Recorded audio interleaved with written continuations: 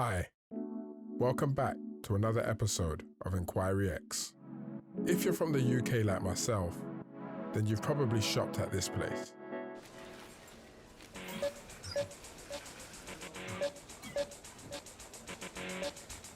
Club card accepted. And even if you're not from the UK, strap yourselves in as I explain how shady accounting practices caused Tesco, which is once one of the UK's biggest food retailers, to lose £2 billion in value in a matter of weeks.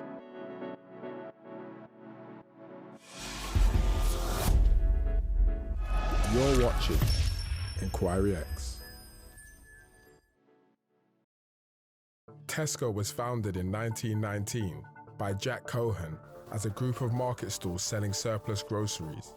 The name Tesco was derived from the initials of T.E. Stockwell, a tea supplier, and the first two letters of Jack Cohen's surname. Tesco initially expanded its operations across the United Kingdom, opening its first self-service store in 1947. Moving forward, Sir Terrence Leahy was appointed as the CEO in 1997, and under his management over a period of 14 years, he saw the retail giant's pre-tax profits increase from $750 million in 1997 to $3.4 billion in April 2010. So I think it's fair to say he was doing a great job. Tesco had become known as a highly customer-focused retailer and was known as being the lowest price retailer in the Big Four. The Big Four consisted of Tesco, Sainsbury's, Asda, and Morrison's. On the 28th of February 2011, Sir Terrence Leahy stepped down as CEO and was replaced by Phillip Clarke. And according to many sources, this is when things took a turn for the worst. After once filling the shelves in his local Tesco in Allerton, Liverpool, Phillip Clarke went away to do his degree. After graduating, he then went on to complete the Tesco Management Trainee Programme in 1981 and was then appointed to the Board of Directors in 1989. 22 years later, Phillip Clarke was appointed as CEO of Tesco, and he had big plans for the retail giant. What we know is we're setting out in a determined way to make Tesco in the UK better for our customers, because we think that's exactly the right thing to do. He intended to expand the brand of Tesco into different areas which he thought would be of interest to his customers. And in order to do this, Tesco purchased coffee shops, restaurants, and digital businesses. He started a program to refresh stores which he claimed were bearing fruit, but this program focused on large out-of-town outlets, when actually consumers were increasingly shopping at more convenient locations and shopping more frequently. He also cut the rewards for being a club card holder, which is one of Tesco's key selling points over the years. A tap is all it takes. In 2014, the company announced a restructuring plan to focus on its core UK market and remove themselves from its non-core international businesses. As a result, it exited several markets, including the United States, Japan, and South Korea. The company started to lose market share. Phillip Clarke was criticised for allowing Tesco to lose its reputation as the cheapest of the Big Four UK supermarkets, a title that it lost to Asda. Hard discounters such as Aldi and Lidl were starting to emerge and increase their market share drastically, and more upmarket retailers such as Waitrose were also gaining market share. For the 2013/14 financial year, Tesco's market share sharply declined to 28.7% in the UK, the lowest level it had been in a decade.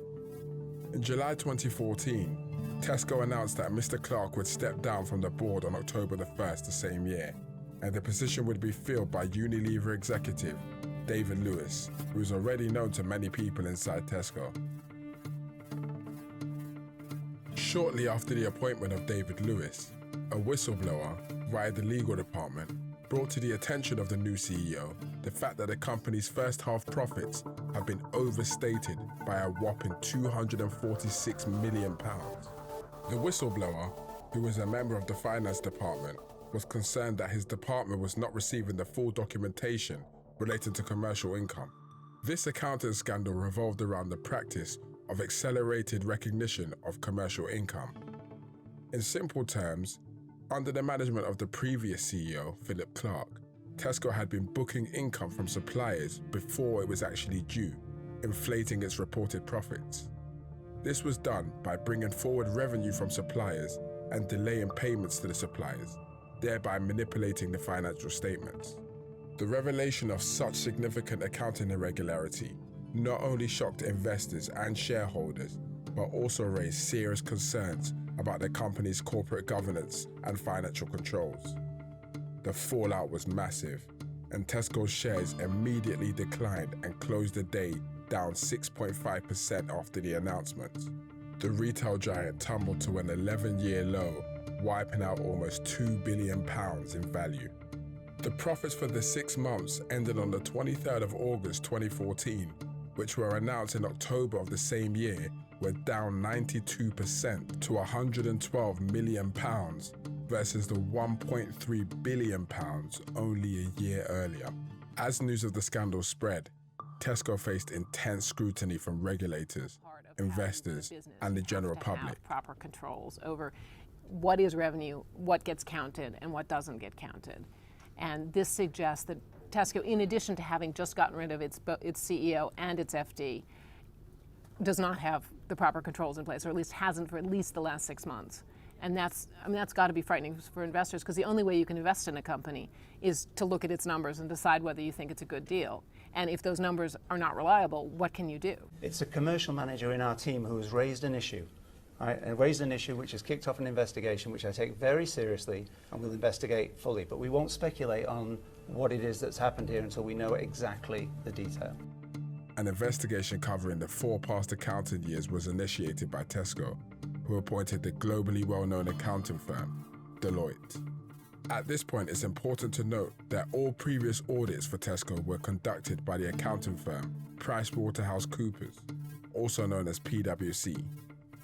As of today, in 2023, PwC sits second in worldwide accounting firms, generating about $50 billion in revenue.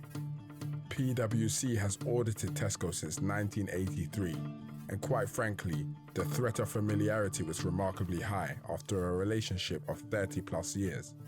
Arguably, this might compromise the auditor's independence in dealing with Tesco.